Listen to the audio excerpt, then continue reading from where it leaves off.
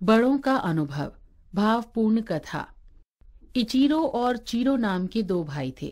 दिन भर वे अपने खेतों में काम करते थे। शाम को जब वे घर लौटते तो उनकी सुमी माँ मुस्कुराते हुए उनका स्वागत करती। पर कुछ दिनों से इचीरो और चिरो उदास रहने लगे थे। वे अक्सर खिड़की में से दूर कोहरे से घिरे पहाड़ की ओर देखा करते। ये वो पहाड़ था जहां पर 70 वर्ष के होते ही सब बूढ़ों को उनके बच्चे लाकर छोड़ जाया करते थे। यह नियम उस राज्य के राजा रामा ने बनाया था। इसके पीछे उसका ये विचार था कि जब बूढ़ों में योग्यता और ताकत खत्म हो जाती है तो वे परिवार और समाज पर बोझ बन जाते हैं। राजा रामा के बनाए इस नियम ने ये बात भुला दी थी कि बूढ़े लोग अपना वर्षों का अनुभव और ज्ञान जो अपने बच्चों को दे सकते हैं, वो ज्ञान कहीं और से नहीं मिल सकता। और एक शाम सुमी माँ ने अपने बेटों से कहा, मेरे बच्चों, आज पूर्णमासी है। आज मैं 70 वर्ष की हो गई हूँ। इस राज्य के नियम के अनुसार कल तुम मुझे उस पहाड़ पर पहुंचा आओ जहां से कोई लौट कर नहीं आता। माँ, हम ऐसे शब्द सुन भी नहीं सकते हैं। आप तो इतने चुस्त दुरुस्त और बुद्धिमान हैं, फिर हम आपको वहां क्यों पहुंचा आए? मेरे बच्चों, ये तो इस राज्य का बनाया हुआ नियम है। इसमें मैं और तुम कुछ नहीं कर सकते। भला कानून से तुम कैसे लड़ोगे? मुझे पहाड़ पर छोड़ने के अलावा तुम्हारे पास कोई और चारा नहीं है। और अगली सुबह सुमी ने बड़े प्यार से अपने घर को घूम घूम कर देखा और मन ही मन बोली, सभी कपड़े दुरुस्त हो गए हैं। मैंने अपने बच्चों के लिए आखिरी खाना भी बना दिया है। अब यहाँ से विदाई लेने का समय आ गया है। दोनों भाई अपनी माँ को डोली में बैठाकर यात्रा के लिए रवाना हुए। यात्रा काफी लंबी थी। चलते चलते वे पहाड़ की तलहटी में पहुंचे। जैसे जैसे वे ऊपर चढ़ते जा रहे थे, सुमी माँ रास्ते के किनारे पर उगे हुए सरकंडों को तोड़कर गिराती जा रही थी। वह खुद तो उस रास्ते पर वापस आने वाली नहीं थी, पर अपने बेटों के लौटने के लिए रास्ते पर निशानी बनाती जा रही थी। सुमी हमेशा की तरह अभी भी अपने बेटों के बारे में ही सोच रही थी। आखिरकार सफर खत्म हुआ। वे कोहरे से घिरी पहाड़ की चोटी पर पहुंच गए। अब माँ से हमेशा के लिए दूर होने का समय आ गया था। दुखी होते हुए माँ बोली, जुग जुग जियो मेरे लाडलों, ध्यान रखना, जिस रास्ते से आए हो उसी रास्ते से वापस लौटना। इचीरो और चिरो आंखों में आंसू लिए लौट पड़े। माँ के बिना घर कितना सूना लगेगा, इचीरो बोला। जिसने हमें जन्म दिया, दुख तकलीफ उठाकर बड़ा किया, उसी का परित्याग करना पड़े, कितना भयंकर, कितना शर्मनाक है, दुखी होते हुए चिरो बोला। दोनों भाई दुख भरी बातें करते रहे। इस तरह अब अंधेरा हो चला था और बर्फ भी गिरने लगी थी। उतावलेपन में दोनों भाइयों ने छोटे रास्ते से नीचे उतरने का फैसला किया, लेकिन अचानक बर्फ के फाहे घने होने लगे और जोरदार तूफान शुरू हो गया। चिरो व्याकुल होकर बोला, अब कैसे जाएं? हम कहाँ आ गए? इचीरो, हम रास्ता भटक गए हैं, आगे कोई भी रास्ता नहीं है। और निराश होकर वे वापस पहाड़ की चोटी की ओर दौड़ पड़े। चिरो, माँ तुम कहाँ हो? इचीरो, हाँ, हम रास्ता भटक गए हैं, कहाँ हो माँ? बर्फ से सुन्न अधमरी सी सुमी माँ झाड़ियों के पीछे पड़ी थी। अपने बेटों की आवाज कानों में पहुंचते ही उसमें चेतना आ गई। मेरे बच्चे मुसीबत में हैं, उन्हें मेरी जरूरत है। ये कहते हुए वह आगे बढ़ी तो सामने उसके दोनों बेटे खड़े थे।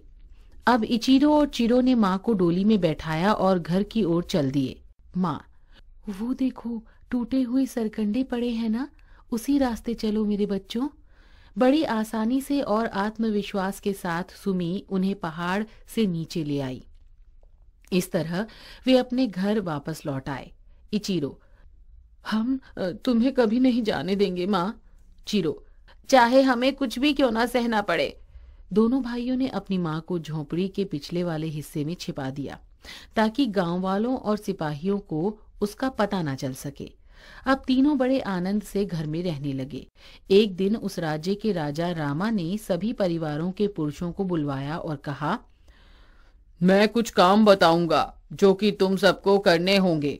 जो लोग असफल रहेंगे उन पर भारी जुर्माना लगेगा। पहला काम यह है कि एक शंख लाओ जिसके आर पार धागा पिरोया हुआ हो। इचिरो और चिरो ने इस अनोखे काम के बारे में अपनी माँ को बताया।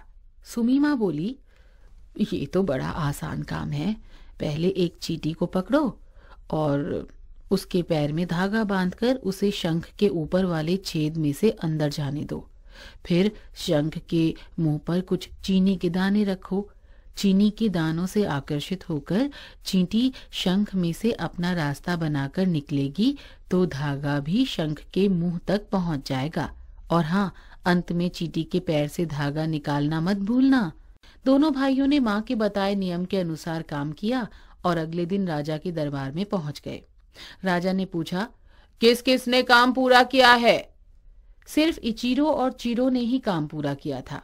राजा, बहुत खूब इचिरो और चिरो। और हाँ, जो लोग ये काम नहीं कर पाए उन्हें जुर्माना भरना होगा। सब गांव वालों को जुर्माना भरना पड़ा। अब राजा ने दूसरा काम बताया, एक ऐसा ढोल लाओ जो बिना बजाए बजता हो। सभी आश्चर्यचकित रह गए कि ऐसा ढोल भला कैसे बन सकता है। राजा का बताया ये काम भी चिरो और इचिरो ने घर जाकर सुमी माँ को बताया। कुछ देर सोचने के बाद सुमी माँ बोली, एक अचार का डिब्बा लो और उसका ढक्कन व दूसरी तरफ का पेंदा हटा लो, जिससे वह दोनों ओर से खुल जाएगा। अब चमड़े के गोल टुकड़े काटकर इसके दोनों ओर मड़ दो, मगर दूसरी ओर बंद करने से पहले कुछ मधुमक्खियां अंदर छोड़ दो। पर ध्यान रहे, राजा को ये ढोल दिखाने के बाद मधुमक्खियों को आजाद करना मत भूलना। दोनों भाइयों ने ऐसा ही किया और पहुंच गए राजा के दरबार में। जब राजा ने उत्सुकता से उस अनोखे ढोल को हाथ में उठाया तो अंदर वाली मधुमक्खियां घबरा उठी और चमड़े से टकराने लगी, जिससे ढोल अपने आप ढप ढप ढप बजने लगा। चमत्कार, चमत्कार। राजा ने चिरो और इचिरो को शाबाशी देते हुए कहा। इस तरह राजा ने कई काम दिए और हर बार सिर्फ चिरो और इचिरो अपनी माँ की मदद से सारे काम पूरे करने में सफल हुए।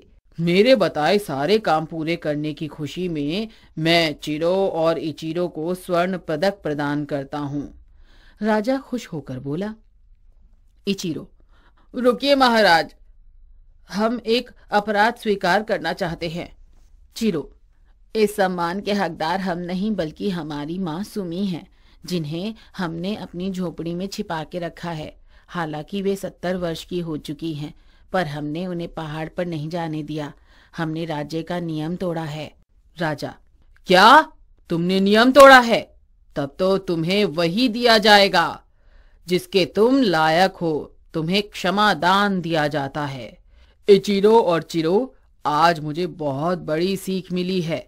मैं अपने बनाए उस निर्दयी नियम को रद्द करता हूँ। इचिरो, महाराज, कृपया करके इन गांव वालों के दिए हुए जुर्माने को वापस लौटा दीजिए, क्योंकि ये बेचारे तो गरीब से और गरीब हो गए हैं। राजा, मैं न सिर्फ इनके रुपए लौटाऊंगा बल्कि एक कोष स्थापित करूंगा जिसकी सहायता से ये अपने बूढ़े माता पिता की अच्छी तरह से परवरिश कर सके। राजा ने इचिरो और चिरो को आदेश दिया कि कल अपनी सुमी माँ को लेकर दरबार में हाजिर हों। दोनों भाई सुमी माँ के साथ दरबार में उपस्थित होते हैं। राजा, सुमी, तुम्हारी सूझबूझ और समझदारी के लिए और जो ममता तुमने अपने बच्चों को दी है उसके लिए मैं तुम्हारा सम्मान करता हूँ। अब से तुम और तुम्हारे लड़के मेरे शाही सलाहकार होंगे। और उस दिन से मौत का पहाड़ सूना पड़ा है, क्योंकि अब किसी अभागे बेटे को अपने माता पिता को वहां छोड़ने नहीं जाना पड़ता। मूल्य: बड़े बुजुर्ग समाज या परिवार पर बोझ नहीं बल्कि अनुभवी पथ प्रदर्शक होते हैं।